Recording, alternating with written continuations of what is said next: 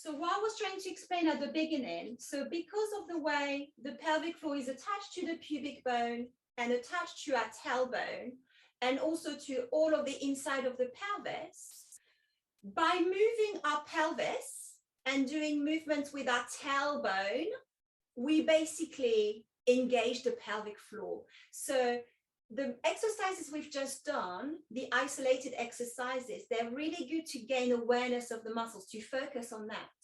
But if we want to keep our pelvic floor functional and nourished and well hydrated, having plenty of lymph and blood, so that the tissues are well and nourished and keep elastic, one of the best things we can do is to move our body. And it doesn't need to be a lot, but just, 15 minutes a day, doing some of the exercises we're going to do now, going for a walk, taking breaks from sitting is as important as doing those really focused work. So it's all hand in hand. So let's start on our hands and knees. And so also we can have a little bit of juicy movement for ourselves, because that's quite nice. So take a towel under your knees if you feel like it's not comfortable under your knees to be onto your hands and knees. And then first we're going to start with our pelvic tilt. So it's a little bit like our cat-cow, but we're really going to focus on the tailbone. And so we're going to take the tailbone under to round the lower back. And so that really contracts the pelvic floor. So it's strengthening if you want, if you lift it, turns it. And then as we untap the tailbone and we imagine we're really sending our sit bones apart and towards the ceiling, we are stretching the perineum, we're stretching the muscles. So we're finding those little tucks under and out. Wonderful. So there, I'm going to suggest working with the breath differently. Because this is the way the pelvic floor normally works. So we're going to exhale and tuck under, and then inhale and expand. And I explain later why we do that. But so just finding those little tilts. And then, of course, you might want to move into your full cat. So if that feels good to you, to tuck the pelvis under, to round into your cat, releasing your head between your arms.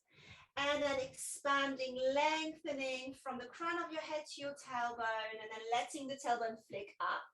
So really finding those movements really nourishes and turn the pelvic floor. Beautiful. And then from this place, returning to center, and then we're gonna circle the hips. So imagine that maybe there's a pen attached to your sacrum, and you're drawing sort of O shapes. And then so you might want to close your eyes and then to find the range of movements, how big or small you want these circles to be. And especially if you find any tightness or you're tight around your coccyx or around your tailbone, you might want to start with really small movements so that you can feel there's a little bit of movement. The more movement we can find again into the pelvis, the more this area will be well nourished. Beautiful. If that's painful to be on your wrist, please feel free to come onto forearms, or you might have, if you have your birth ball to your hand, if you have one, you can do this with your chest resting on the ball. Beautiful. And then finding all sorts of directions. And this is one of the movements I would really prescribe, daily. So really, if we do a lot of sitting, all of these tilts and circles, and then you can really let them become bigger. Beautiful. Letting your baby hang into the hammock of your belly. So the beauty in all fours is that your baby is not putting as much pressure onto your pelvic floor, so you can regain again a little bit of movement. Beautiful.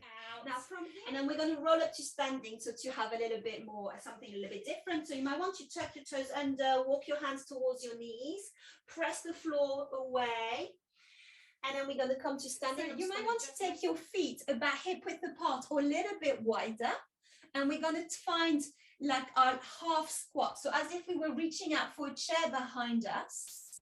And then again, can you let your sit bones spread apart? So you're releasing the pelvic floor there. Beautiful. And then as we to come back up. This is where we maybe engage the buttocks and lift the pelvic floor.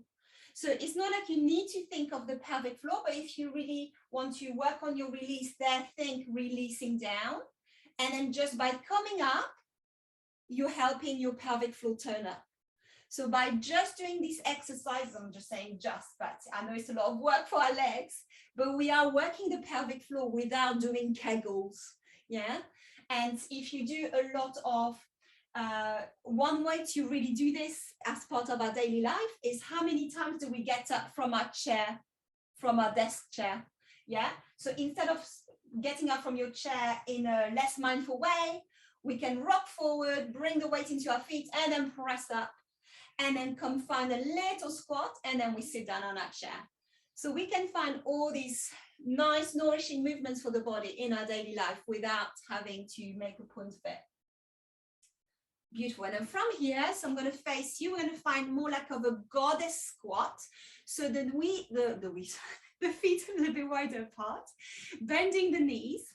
And then if I do it sideways, especially with my background, just again, sending your sit bones back. So instead of staying in a straight line, we make this, finding the tilt in the pelvis so that the sit bones are moving apart. Wonderful. And then from there, we're going to lengthen one knee and one leg. So maybe you look down if that's more comfortable, and then the other. And so that also helps stretch the perineum. Beautiful. So also stretches the inside of the legs. But that can help also stretch the buttocks where we might hold a lot of tension. So that helps our pelvic floor. So just already this little routine, you have it in the handout. So if you want to have like this, what we call daily sort of maintenance exercises, you will have them. Beautiful.